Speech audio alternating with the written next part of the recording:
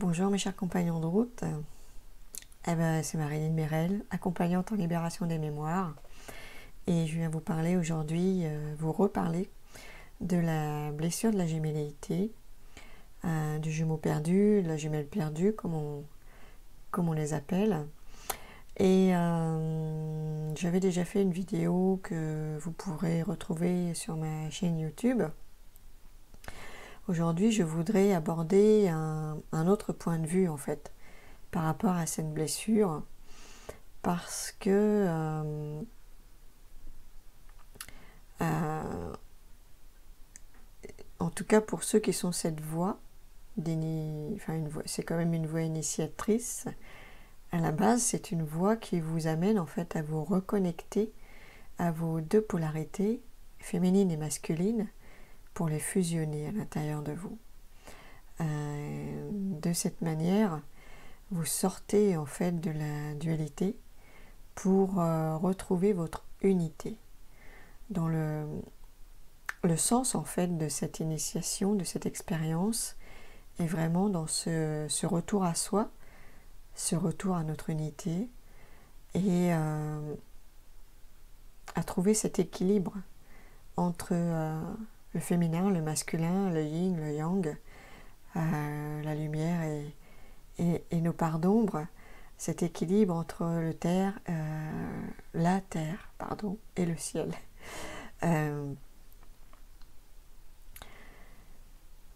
C'est un petit peu la porte d'entrée pour retrouver notre point, je dirais notre point zéro, là où nous sommes pleinement dans l'instant présent, connectés à notre âme, à notre esprit, et où on peut vraiment goûter cette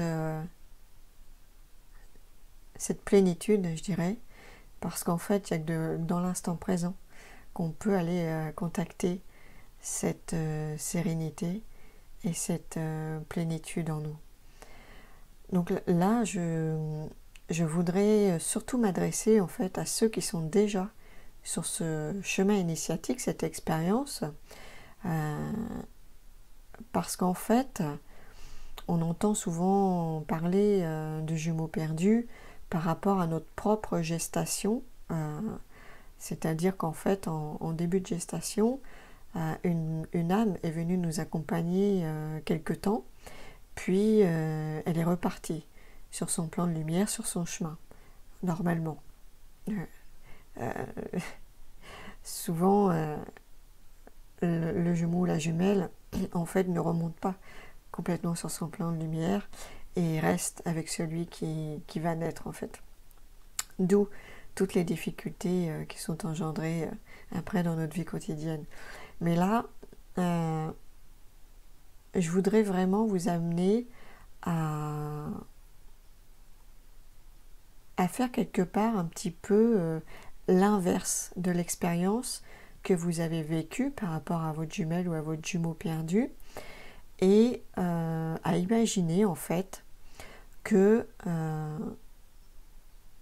votre âme, à un moment donné dans son parcours, entre deux incarnations, elle a pu, elle aussi, jouer ce rôle du jumeau perdu pour quelqu'un d'autre. C'est-à-dire qu'en fait, notre âme expérimente les deux facettes de cette gémelléité. À la fois la facette par rapport à notre propre gestation, où là, on est vraiment dans dans l'expérience de la perte, de l'abandon, mais aussi il peut y avoir des sensations de trahison, d'injustice, voire même de rejet. Donc ça nous amène vraiment à traverser ces souffrances par rapport à ces blessures-là, et le but, bien évidemment, étant de les transmuter. Mais si vous vous reconnectez en fait à votre âme et que vous vous imaginez vous-même en tant qu'âme, allez vous incarner pour accompagner une autre âme. C'est-à-dire que vous-même, vous allez accompagner une âme qui a décidé de s'incarner. Vous allez vivre avec elle pendant quelques jours, quelques semaines, dans un utérus en fait. Et au bout d'un moment, vous êtes cette âme en fait qui a choisi un corps limité dans son développement, justement pour ne pas grandir dans ce corps et pour que ce corps en fait ne soit pas développé jusqu'à la naissance. Voilà, vraiment un corps limité, très très limité pour le coup. Et donc à un moment donné, votre tentative d'incarnation et tentative d'accompagnement d'une autre âme dans sa gestation s'arrête. Et donc vous êtes cette âme en fait, vous devenez en fait vous-même le jumeau ou la jumelle perdue qui remonte, enfin qui est censé remonter sur son plan de lumière.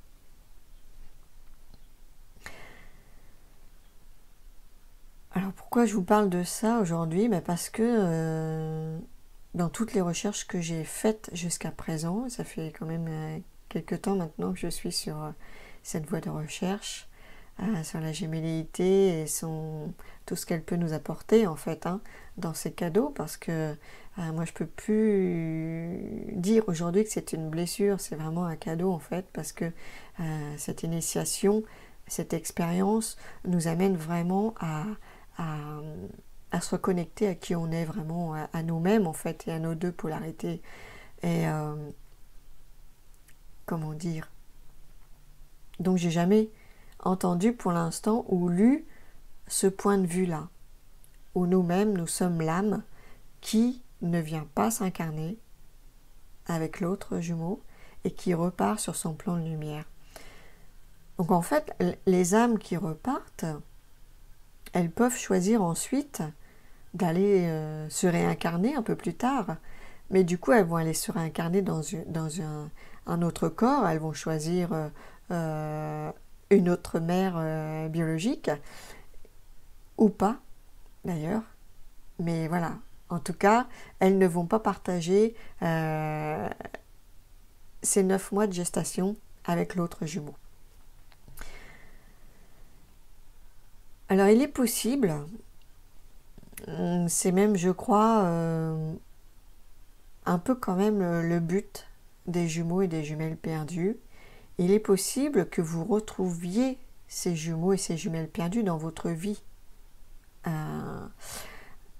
que ce soit par rapport à un conjoint, à un ami, à un collègue, en tout cas quelqu'un qui est particulièrement proche de vous et avec qui la relation ne sera pas forcément facile, mais derrière laquelle vous sentez qu'il y a quelque chose en fait qui vous maintient dans cette relation, même si elle n'est pas évidente, qu'elle vous met justement face à vous-même, face à une partie de vous-même, parce que le but en fait dans ces relations gémellaires, c'est de se retrouver face à notre polarité opposée, notre polarité qu'on n'a peut-être pas envie de voir, qu'on n'accepte pas, qu'on rejette, ou envers laquelle on est complètement indifférent. En fait, l'équilibre entre nos deux polarités n'est jamais acquis. C'est un effort au quotidien d'être tout le temps en conscience en fait de ces énergies qui nous traversent et qui demandent à chaque instant en fait à être équilibrées. Et le seul moment où elles sont équilibrées, c'est quand on est pleinement dans l'instant présent. Donc c'est vraiment sur la voie de l'être plutôt que du faire, et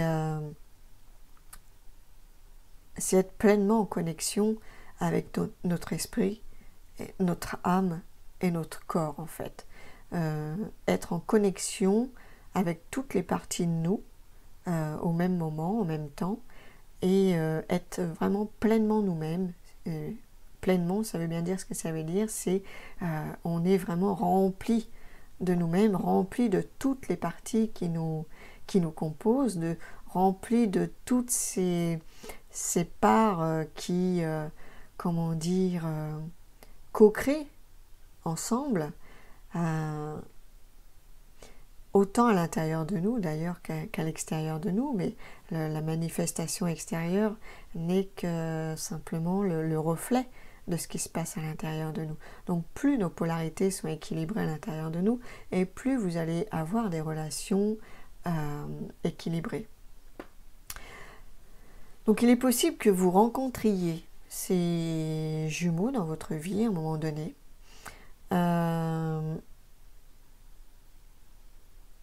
Ces relations sont là avant tout pour nous faire progresser, pour nous faire évoluer.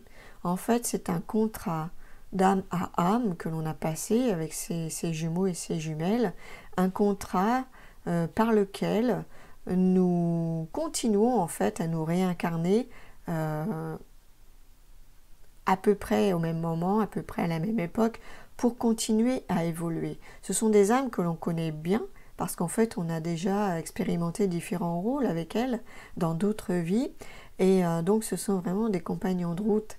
Quand je parle de compagnons de route, c'est vraiment dans cet esprit-là, c'est aller retrouver en fait toutes les âmes avec lesquelles on a décidé de co-créer ensemble, de coopérer, et toujours dans le but en fait de guérir soi-même nos propres blessures, mais aussi pour en faire bénéficier ensuite notre entourage, nos amis, la famille, et pourquoi pas en tant que praticien, thérapeute, pour guider les autres en fait vers ce chemin de réunification, d'unité. Et le challenge aujourd'hui, il est extrêmement important. C'est la raison pour laquelle je vais peut-être en parler de plus en plus de la gémellité, parce que l'année prochaine, nous serons en 2022. 2022 en numérologie, c'est quand même 3 fois 2. 3 fois double en fait. Je ne vais pas rentrer maintenant dans le détail de ce qu'il y a derrière ce 3 fois 2, mais c'est quand même le chiffre 6 au total, et le chiffre 6 est symbolique de la gémelléité, des jumeaux cosmiques, des jumeaux terrestres, et nous sommes vraiment dans une phase importante pour l'humanité, une phase de changement, une phase de transformation complète, et nous avons besoin en fait de nous retrouver entre âmes de même vibration, de même fréquence, pour pouvoir soutenir ce changement et pouvoir aider ceux qui vont avoir besoin en fait de notre énergie pour pouvoir traverser ce changement de manière la plus j'allais dire la plus douce possible. Je pense pas que ce soit un changement qui se traverse de manière douce, parce que tout changement demande un certain effort, demande de sortir de notre zone de confort, et à partir de là, ça ne peut pas se passer vraiment dans la douceur, mais en tout cas, on peut essayer de s'en rapprocher le plus possible, de fluidifier le plus possible en fait ce cap, parce qu'on a les moyens aujourd'hui, les énergies sont vraiment là pour nous porter, nous aider dans cette évolution, et nous avons vraiment tous les outils en main. On peut vraiment faire des pas de géant dans notre cheminement personnel et spirituel, parce que tout est là en fait. Il suffit d'oser le changement, d'oser changer, d'oser prendre notre chemin, d'oser marcher sur notre propre voie, même si ce n'est pas celle que va prendre la majorité d'entre nous. Tous ceux qui sont là aujourd'hui, particulièrement ceux qui me suivent, je pense, ceux qui m'écoutent régulièrement, vous savez très bien que vous faites partie de ces gens qui sont là pour porter ce changement, pour soutenir et avant tout pour vous libérer, vous, de tout ce qui vous impacte, de toutes vos blessures, de tous vos anciens schémas, que ce soit karmiques d'autres vies ou transgénérationnels, tous les schémas familiaux en fait. Nous portons tous ces mémoires dans nos cellules et c'est à partir de cette mémoire cellulaire en fait que l'on peut transmuter tout ce qui ne nous appartient pas. Donc cette mémoire, elle est dans notre ADN, contrairement à ce qu'on veut bien nous faire croire. La majorité de notre ADN n'est pas un ADN poubelle, ou en tout cas, si c'est un ADN poubelle, c'est dans cette poubelle peut-être que sont tout ce qui ne nous sert plus. Sauf qu'à un moment donné, la poubelle, quand elle est pleine, c'est comme sur l'ordinateur, eh bien, il faut penser à la vider. Parce que si on ne la vide pas, elle finit par encombrer tout notre système physique et elle crée des maux, des malaises, des maladies et jusqu'au cancer en fait. Donc aujourd'hui, c'est particulièrement important d'avoir ça en conscience parce que au niveau de notre santé, à tous les points de vue, que ce soit physique, mental, énergétique, nous sommes vraiment amenés à aller nous reconnecter à toutes ces médecines traditionnelles et ancestrales pour sortir aussi de ce schéma de médecine scientifique.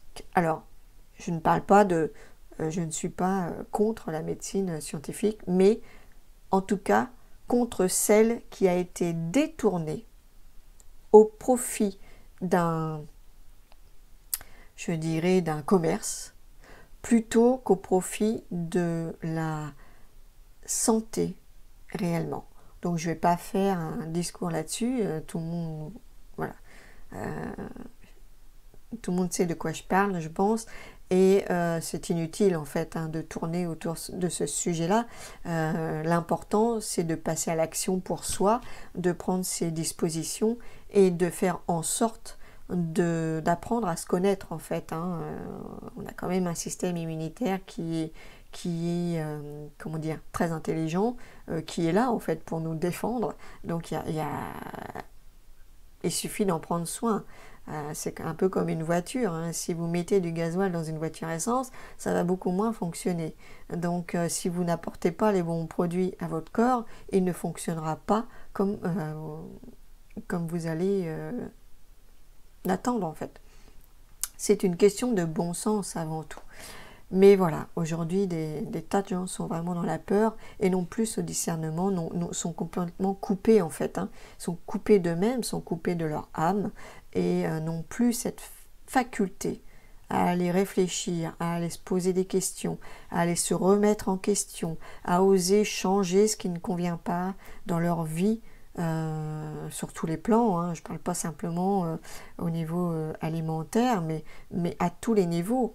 Les relations peuvent être autant toxiques que l'alimentation. Vous pouvez vous empoisonner la tête à longueur de journée en regardant des séries ou je ne sais quoi qui n'ont plus de sens.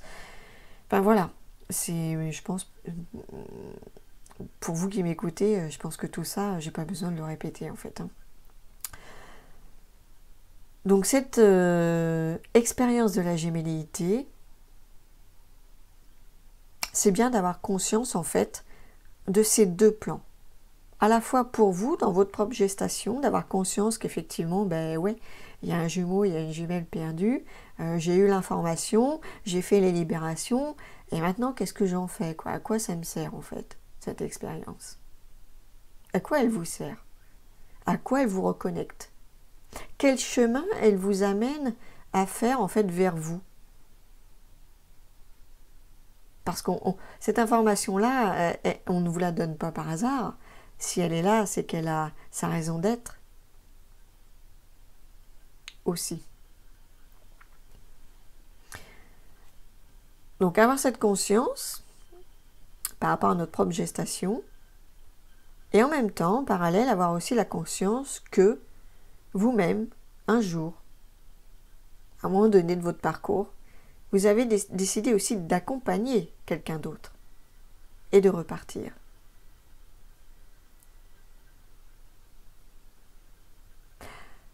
Le fait de savoir ça, de l'intégrer, parce que y réfléchir et comprendre mentalement, c'est une chose, mais l'intégrer, c'est autre chose. Mais je vous invite vraiment à réfléchir à la question. Qu'est-ce que ça évoque en vous, en fait? De vous mettre dans la situation inverse. De vous imaginer redescendre en incarnation, accompagner quelqu'un, quelque temps, et repartir. Poursuivre votre chemin ailleurs, dans une autre incarnation.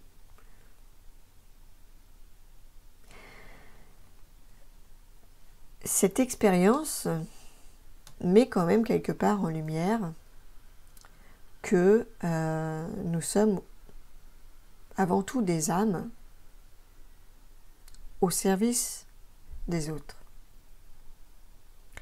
Et cette expérience me permet en fait de faire le pont et le lien entre la gémellité et le passeur.